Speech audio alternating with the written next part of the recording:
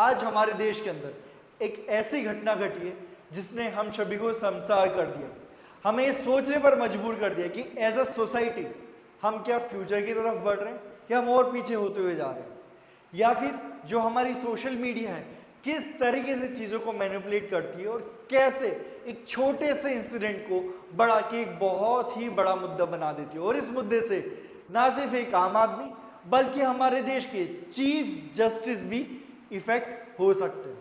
तो क्या हुआ इस घटना के अंदर, ये सब जानते हैं हमारे आज के इस वीडियो में। Welcome to Sarathi institute of law.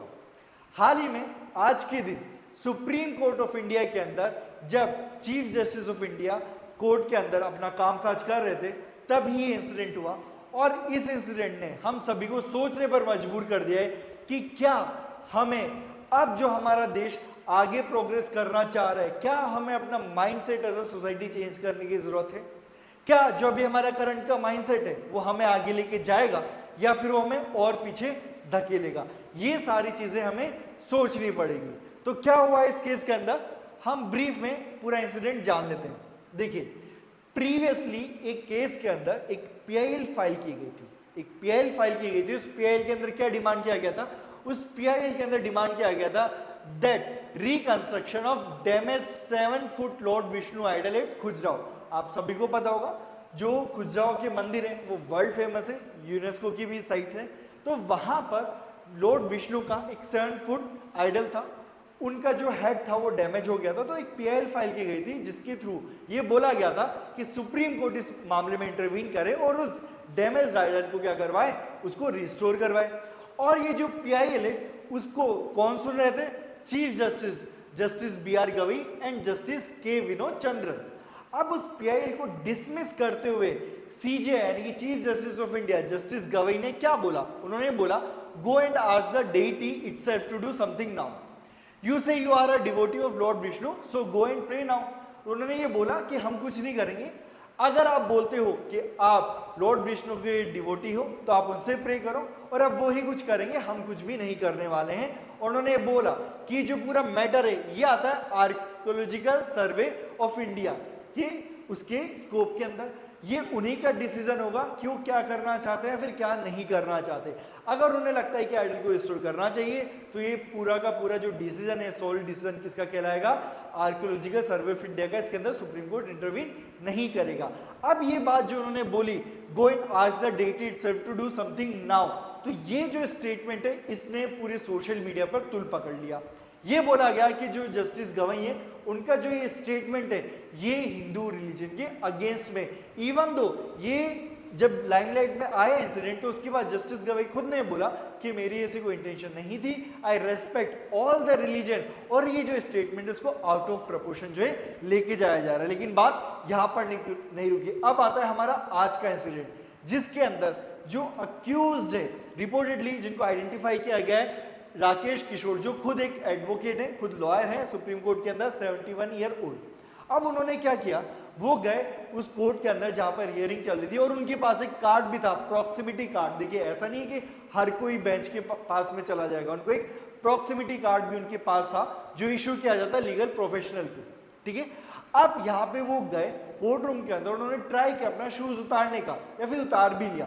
और जब जैसे ही वो उनके ऊपर फेंकने लगे चीफ जस्टिस ऑफ इंडिया के ऊपर, वैसे सिक्योरिटी पर्सन ने इंटरवीन किया और उनको वहां पर पकड़ लिया। यानी कि वो एक्चुअल में जो था फेंक नहीं पाए, टाइम देते सिक्योरिटी पर्सन ने सिचुएशन को हैंडल किया, उन्हें पकड़ लिया।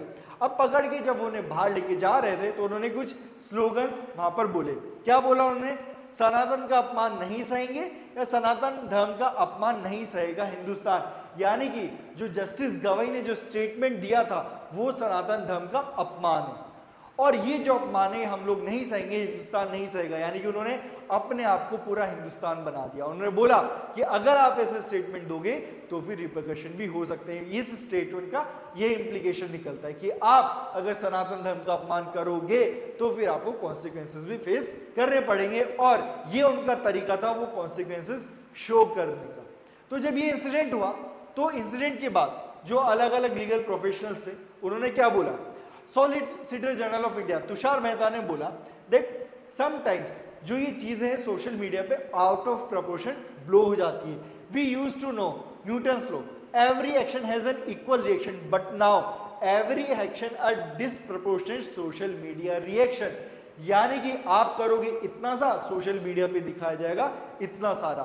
उसके बाद सीनियर एडवोकेट कपिल सिब्बल ने बोला that we suffer this every day, social media is an unruly horse and there is no way to tame it. यानी कि सोशल मीडिया एक ऐसा घोड़ा बन चुका है जिसके ऊपर किसी का भी कंट्रोल नहीं है और कोई रास्ता भी नहीं है जिससे आप इसे कंट्रोल कर पाओ। वहीं पे सीनियर जजिस्ट इंदिरा जयसिंह ने क्या बोला, उन्होंने बोला the lawyer must be named and legal action taken against him. This appears to be a blatant casteist attack on the Supreme Court of India.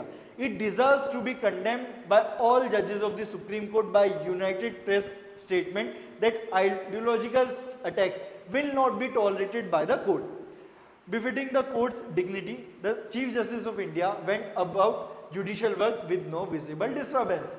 तो यानी कि यहाँ पे जितने भी ये सीनियर एडवोकेट से, जूरिस्ट से, लीगल प्रोफेशन से जुड़े जितने भी लोग हैं, सभी ने इस एक्ट को कंडेम किया और सभी ने बोला इस तरीके का एक्शन, इस तरीके का रिएक्शन बिल्कुल भी एक्सेप्टेबल नहीं है और यहाँ पे स्ट्रिक्ट एक्शन लिया जाना चाहिए, क्योंकि जो हमारे जजेस हैं वो काम करते हैं एज पर लॉ, वो बिल्कुल भी बायस नहीं होते हैं, चाहे कोई रिलीजन हो, चाहे कोई कास्ट हो, कुछ भी हो। हमारे जजेस का काम है लॉ को इंटरप्रेट करना और उसको अप्लाई करना इररेस्पेक्टिव ऑफ रिलीजन। तो यहां पर अगर इस तरीके से अटैक किए जा रहे हैं, वो भी चीफ जस्टिस ऑफ इंडिया, यानी कि हमारे देश में उससे बड़ा लीगल पोस्ट कुछ है ही नहीं, उसके ऊपर इस तरीके से अटैक किए जा रहे हैं, तो फिर आप ये मान के चलिए कि जो एक आम आदमी है उसको तो कैसी सिचुएशन फेस करनी पड़ती होगी। तो इस तरीके के एक्शन बिल्कुल भी एक्सेप्टेबल नहीं है। तो यहाँ पर जो ये एक्शन किया है, यहाँ पे जो एडवोकेट है 70 ईयर ओल्ड, उन्होंने जो इस तरीके की हरकत की है वो बहुत ही ज्यादा खराब है। और आपको क्या लगता है, क्या इस तरीके की जो हरकतें की जा रही है, इस तरीके की जो एक्ट किए जा रहे हैं, क्या वो एक्चुअल में हिंदू रिलीजन को और ज्यादा प्रमोट करेंगे या फिर बाकी लोगों की नजरों में हमारे रिलीजन को और ज्यादा नीचे लेके जाएंगे? क्योंकि हिंदू रिलीजन को हमेशा एक पीसफुल रिलीजन माना जाता है, लेकिन जब इस तरीके से इंसिडेंट निकल के आते हैं जो एक तरीके से बहुत ही ज्यादा अग्रेसिव इंसिडेंट होते हैं, जो कहीं ना कहीं हमारे रिलीजन के ऊपर एक धब्बा लगाते हैं, क्योंकि ये जो चीजें हैं ये हमारे रिलीजन को प्रमोट तो नहीं करती बल्कि एक नेगेटिव इमेज जरूर बनाती। तो आपको क्या लगता है, क्या ये इंसिडेंट एक्चुअल में एक सही इंसिडेंट था? क्या जिस तरीके से उन इंडिविजुअल ने ये एक्शन लिया क्या वो सही था? क्या जस्टिस बी.आर. गवई ने जो स्टेटमेंट दिया था उस पीआईएल की हियरिंग में, क्या स्टेटमेंट सही था? या फिर जस्टिस पी.आर. गवई के स्टेटमेंट से आप एग्री नहीं करते और आपको भी लगता है कि जस्टिस गवई को ऐसा स्टेटमेंट नहीं देना चाहिए था? आपके क्या व्यूज है हमें कमेंट सेक्शन में जरूर बताइए। आज के लिए इतना ही, अब मिलते हैं एक नए वीडियो में, तब तक के लिए गुड बाय।